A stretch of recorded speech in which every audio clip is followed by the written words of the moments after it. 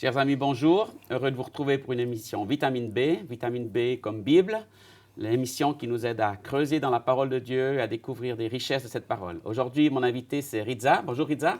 Bonjour Sylvain. Est-ce que tu vas bien? Ça va bien, merci. Ouais, Heureux de te trouver sur ce plateau et d'écouter un petit peu ton cœur pour cette parole. Tu as choisi un texte pour nous? Oui, donc ce serait dans Ésaïe 61, verset 11. En effet, comme la terre fait sortir son germe et comme un jardin fait germer ses semences, ainsi le Seigneur l'Éternel fera germer la justice et la louange en présence de toutes les nations. Mais ça, c'est un verset pour les jardiniers. Qu'est-ce qui te parle? Qu'est-ce que tu voudrais partager avec nous?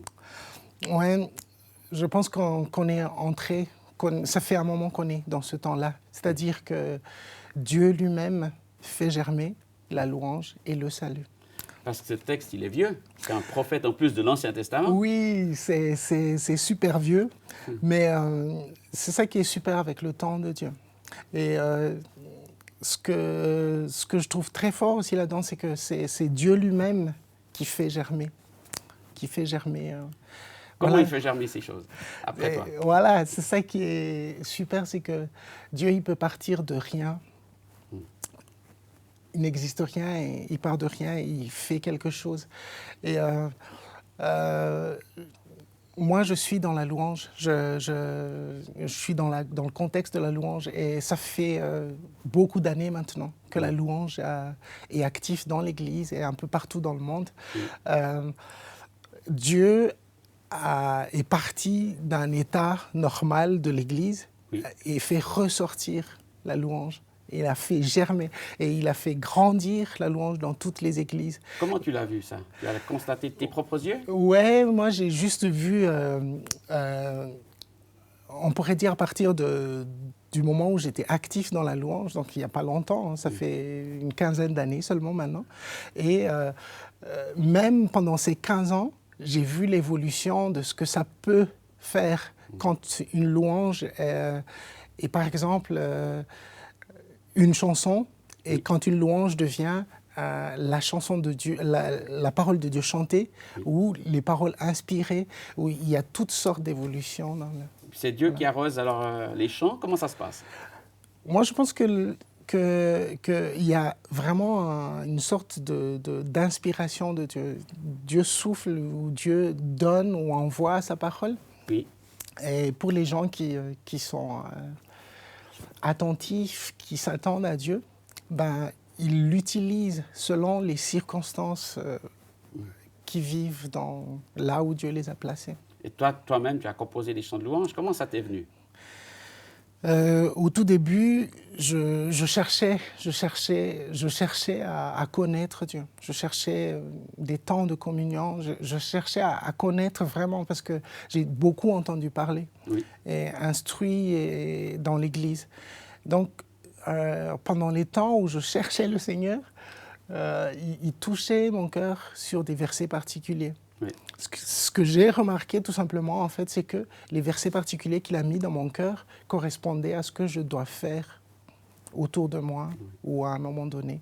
Donc, moi, j'avais qu'à mettre de la musique dessus, à élever un tout petit peu mon cœur, à élever mon âme, et puis voilà, ça donne une chanson. Donc, tu es passé d'une connaissance intellectuelle ou éducative à une connaissance plus personnelle, c'est ça? Voilà, ouais, comme pas mal de gens qui sont des enfants de chrétiens, j'étais à l'école du dimanche. Mais à partir du moment où on est touché d'une manière spéciale, on cherche à connaître l'origine, on cherche qui est vraiment Dieu. Et si c'est des histoires, voilà, si c'est vrai. Si je veux faire une sorte de business avec Dieu, j'ai meilleur temps de le connaître vraiment. Donc j'ai cherché à le connaître par rapport à la parole, mais aussi par rapport à un temps où je passe du temps avec lui.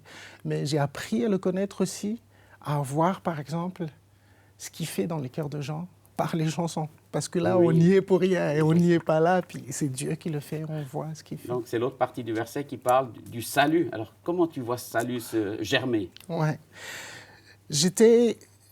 quand j'ai découvert l'Église, la famille de Dieu, je me suis consacré à la famille de Dieu. par exemple, j'ai fait mon premier CD en français, mais clairement, le Seigneur m'a mis à cœur de ne pas promouvoir dans le sens ce CD, mais de servir. Et j'étais en face de choix, c'est-à-dire d'aller Dans le commercial, voilà, servir, non, c'est quand même servir Dieu à travers oui. mon CD, Oui. ou bien servir Dieu dans le sein de l'Église. Oui. Et j'ai fait le choix de servir Dieu au sein de l'Église. J'ai presque complètement délaissé le CD. J'ai fait quelques concerts, mais pas tant que ça. Et au fur et à mesure de mon chemin, le Seigneur m'a montré ce verset. Oui. Et tout simplement, en fait, c'est le cœur des perdus, le cœur des gens qui ont des problèmes, le cœur où partout dans le monde, il y a des gens qui cherchent Dieu, qui s'attendent à Dieu. Et à travers la louange et à travers le salut, ben Dieu peut agir. Dieu peut agir. Et moi, après quelque temps, j'ai changé mon orientation, c'est-à-dire je ne faisais pas que des temps de louange. Oui. C'était des temps d'évangélisation C'est ça. aussi. Et c'était aussi des temps de prière, tout simplement, rejoindre les gens là où ils sont. Et comment tu peux expliquer ce salut pour quelqu'un pour qui c'est étranger ou qui n'arrive pas à saisir ce mot exactement? Ouais. C'est une salutation ou c'est quoi? C'est, comment est-ce qu'on peut dire, si on dit simplement, c'est que quelqu'un a pris notre place parce que c'est un état de fait quand on a fait faux, par exemple. Ouais. Voilà. On fait tous des erreurs. Voilà, on fait tous des erreurs. Quand on a fait faux, quelqu'un paye la faute à notre place et on devient libre par rapport à ça. Et aujourd'hui nos encore, fautes effacées. Des gens découvrent ça. Voilà. J'essaie de dire tout simplement que Jésus a payé vraiment le prix pour nous. Non.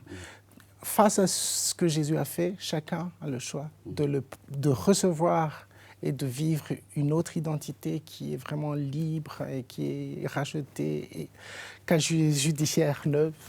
Voilà. Excellent, ça c'est une bonne nouvelle. Voilà. Ou bien, tout simplement, vivre la vie de tous les jours avec le poids de ce que ça représente, une faute. Et ce texte parle que ça va être vu devant toutes les nations. Pourtant, à l'époque, Ésaïe, c'est un prophète perdu en Israël. Ouais. Puis aujourd'hui, on parle des nations tous les jours. Mais c'est ça qui est impressionnant. C'est ça qui est impressionnant avec Dieu, c'est que il a son temps et il le fait comme lui il a envie de faire. Et par exemple, moi j'ai vu Dieu changer mon plan pour qu'il puisse atteindre les Malgaches, par exemple. Et au tout début, il y avait à peu près, je ne sais pas, 500, puis après il y avait 5000 personnes dans les concerts. Et l'année passée, parce que c'était un temps d'évangélisation, il y avait 50 000 personnes dans un stade. Et j'ai vu ce que ça fait. Et ça, c'est pas moi. Pas pour un match de non, foot. Ce n'est ni un match de foot, mais c'est un temps de Dieu. C'est un temps où Dieu cherche à atteindre le plus de gens possible. Et c'est devant les caméras de la télévision, incroyable, devant les politiciens de la terre, devant toutes les forces malsaines ou bien les forces politiques ou je ne sais pas quoi, devant tout le monde, Dieu montre que maintenant il cherche à atteindre les gens et voilà. Il agit par lui-même. Donc Dieu n'est pas intéressé que par l'individu, mais aussi les peuples, les nations. Ouais. Dieu est intéressé surtout, je pense, l'individu qui est vraiment la base de tout ce qui va se faire. Ça commence par nous. Voilà, par ça toi, commence moi. par une personne. Ouais. Oui. Et